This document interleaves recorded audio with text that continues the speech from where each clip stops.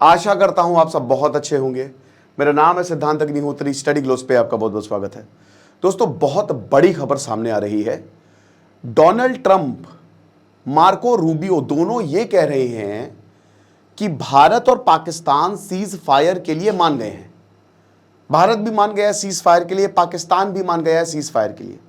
मैं आपको स्टेटमेंट पढ़ के बताता हूं। जो सेक्रेटरी ऑफ डिफेंस हैं अमेरिका के, वो कह रहे हैं कि मुझे ये बताते हुए बहुत ज़्यादा खुशी हो रही है कि भारत और पाकिस्तान इमीडिएट सीज फायर के लिए मान गए हैं। और अब ब्रॉड सेट ऑफ इश्यूज, अब ब्रॉड सेट ऑफ इश्यूज क्या होंगे? टेररिज्म होगा, पीओके होगा, आईएमएफ ने जो भी पैसा दिया है वो होगा, उस पर बात करेंगे एक न्यूट्रल साइट पे। अब ये न्यूट्रल साइट कौन होगी? ना ही पाकिस्तान की ना ही भारत की, तो हो सकता है कोई अमेरिका की हो सकता है कोई यूरोप की न्यूट्रल साइट हो। We have to wait and watch. और ये पोस्ट में इन्होंने इन्होंने कहा है कि पिछले 48 घंटे ये और प्रेसिडेंट जेडी वैंस ये सीनियर इंडियन और पाकिस्तानी ऑफिशियल से बात कर रहे हैं, इंक्लूडिंग पीएम नरेंद्र मोदी और Shahbaz Sharif, external minister S Jaishankar, chief of army staff Asim Munir, मुल्ला आसिम मुनीर और national security adviser Ajit Doval और आसिम मलिक। उसके बाद ये बता रहे हैं कि हम प्रधानमंत्री मोदी और शरीफ को बहुत ही क्या कहते हैं कि अच्छा कहते हैं। We comment prime minister and Sharif on their wisdom, prudence and statesmanship, कि हम बहुत इनको तारीफ करते हैं इनकी कि कितने इंटेलिजेंट हैं, कितने कॉमन सेंस है इनका, कि इन्होंने अमन का रास्ता चुना है, चैन का रास्ता चुना है। ये यहां पे बोला गया है अमेरिका की तरफ से कि फुल और इमीडिएट सीज फायर जो है वो भारत और पाकिस्तान दोनों ही करने को तैयार हैं। इनके तरफ से ये स्टेटमेंट आया है। ओके, अब दोस्तों क्या है कि यहां पे पाकिस्तान के जो डिप्टी पीएम हैं उन्होंने भी ये बोला है कि हां, हम चाहते हैं, सुनिए इशकदार क्या बोलता है, हम चाहते हैं कि भारत और पाकिस्तान इसमें पीस और सिक्योरिटी हो इस रीजन में।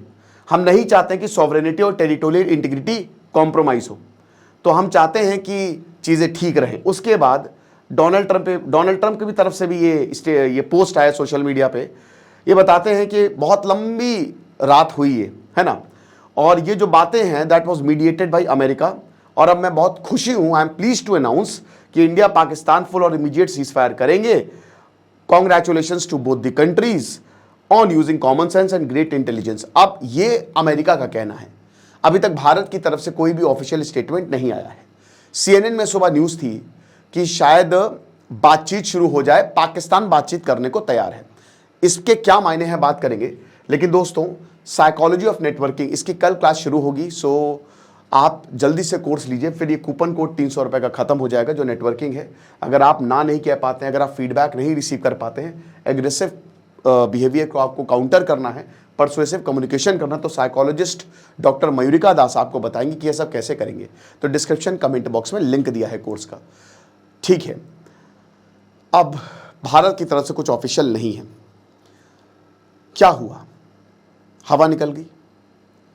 पाकिस्तान जो है वो कहीं ना कहीं नरम पड़ा है, इनके इशकदार कह रहे हैं। इनके पूर्व आर्मी जो कौन एयरफोर्स चीफ है वो भी कह रहे थे मीडिया में कि हम भारत से जीत नहीं पाएंगे। मैं आपको एक चीज़ बताता हूँ, 3 सिनारियोज हैं, ठीक है। There are 3 scenarios. अभी मैं बस थोड़ी देर में एक लेक्चर लूँगा कि टर्की क्यों पाकिस्तान की मदद करो। 9 बजे लाइव आऊँगा, जुड़िएगा मुझसे ज़रूर। 3 सिनारियो। पहला सिनारियो कि भारत और पाकिस्तान में सीज फायर हो जाए, है ना। दूसरा सिनारियो भारत और पाकिस्तान में फुल फ्लेजेड वॉर हो जाए। तीसरा सिनारियो थोड़ी देर बाद हो सीज फायर। अब अभी की बात करते हैं। भारत और पाकिस्तान में अगर सीज फायर हो रहा है, तुरंत हो रहा है, तो इसका मतलब क्या है? 22 अप्रैल को हमला होता है, पाकिस्तान हमला करवाता है। उसके बाद भारत जो है वो ऑपरेशन सिंदूर के तहत 7 मई को इनके आतंकी ठिकाने उड़ा देता है। फिर माइंड यू, पाकिस्तान सिविलियंस पे हमला करता है ड्रोन भेज के, हमारी 15 लोकेशंस पे, विफल। फिर भारत जो है वो ड्रोन भेजता है। पाकिस्तान छोटा सा है, हर जगह एक्सप्लोजन सुने गए, ऐसी की तैसी कर देता है। उसके बाद फिर कल पाकिस्तान जो है वो और ड्रोन्स भेजता है, और इस बार 26 लोकेशन, वो भी विफल। फिर भारत जो है आज इनके 4 एयरवेज को तबाह कर दिया। पाकिस्तान की बैंड बजी है। पाकिस्तान न्यू कि हम ये वॉर नहीं कर पाएंगे। और अभी दोस्तों एक और खबर आ रही है कि बलूचिस्तान में ऐसी की तैसी कर दी है, बलोच ने, टीटीपी ने ऐसी की तैसी कर दी है। तो पाकिस्तान को पता है कि हम ये वॉर हारेंगे ही हारेंगे। इस बार वॉर होगी तो 3-4 दिनों तक बस पाकिस्तान को बस दिखाना था लोगों को कि हमने मार दिया है ड्रोन, खुश हो जाओ, अब इससे ज्यादा हम कुछ नहीं कर सकते। और अब जो है पाकिस्तान पैर पकड़ रहा है। और ये अमेरिका की हम बात मानेंगे, दोगला देश जिसने IMF से पैसे दिलवाए हैं पाकिस्तान को, मैं बताता हूं इसके बाद होगा क्या। इसके बाद पाकिस्तान को समझ में आ गया है, पाकिस्तान को समझ में आ गया कि भाई बहुत बड़ी प्रॉब्लम है। तो अब इसी पैसे से पाकिस्तान डिफेंस सिस्टम खरीदेगा, वो भी अमेरिका से, हथियार खरीदेगा, वो भी अमेरिका से। अमेरिका की जेबें भरी जाएंगी। भाई 25 बार आपको बेल आउट मिला पिछले 5 साल में, 3-4 बार टू बिग टू फेल आप कह रहे हो, तो ये पूरा का पूरा सिनारियो भी बन रहा है। तो सीज फायर के बाद पाकिस्तान जो है ये करने वाला है, ये पैसे को आतंक के लिए यूज करेगा।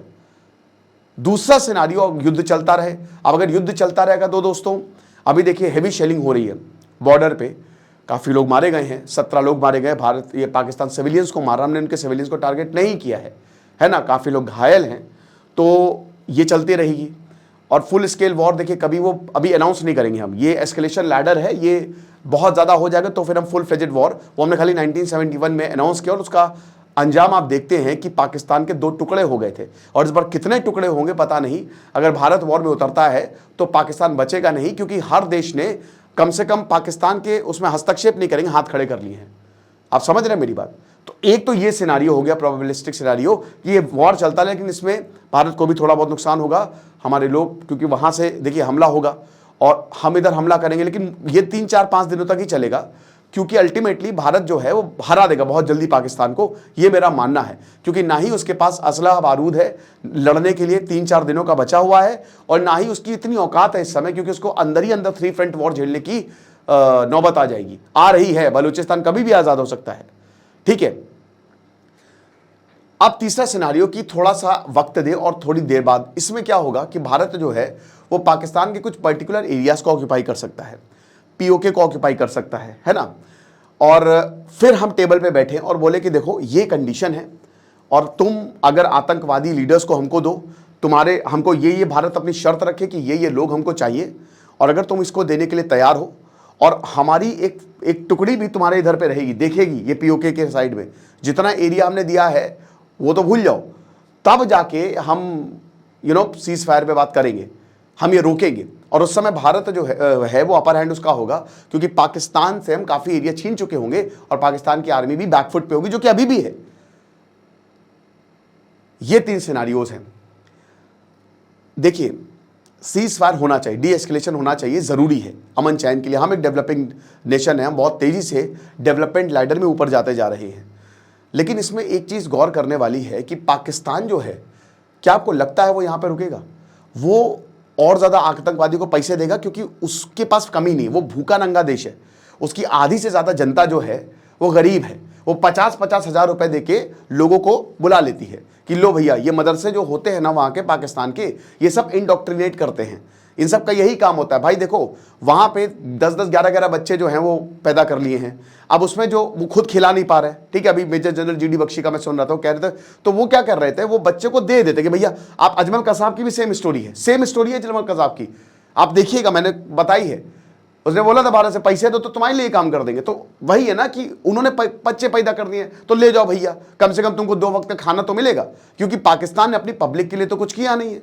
तो वहां पे आतंकवादी बनते रहेंगे, उनको लोगों की सप्लाई की कमी नहीं पड़ेगी। तो भारत इस बार ये सुनिश्चित करे, और भारत ने बोला है कि अब अगर आप स्पॉन्सर्ड टेररिज्म करोगे तो एक्ट ऑफ वॉर माना जाएगा। आप इंडस वाटर को बोलते हो ना, हम आपको बोल रहे हैं कि अब एक भी आतंकी घटना होगी तो ये एक्ट ऑफ वॉर होगा। इस बार भारत ने पाकिस्तान के लिटरली औकात दिखा दी है मार के।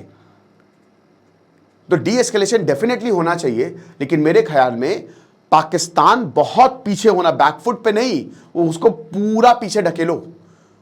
और आप बोलिए, भारत को ये बात रखनी पड़ेगी कि POK के ये एरियाज में हमारा कंट्रोल रहेगा।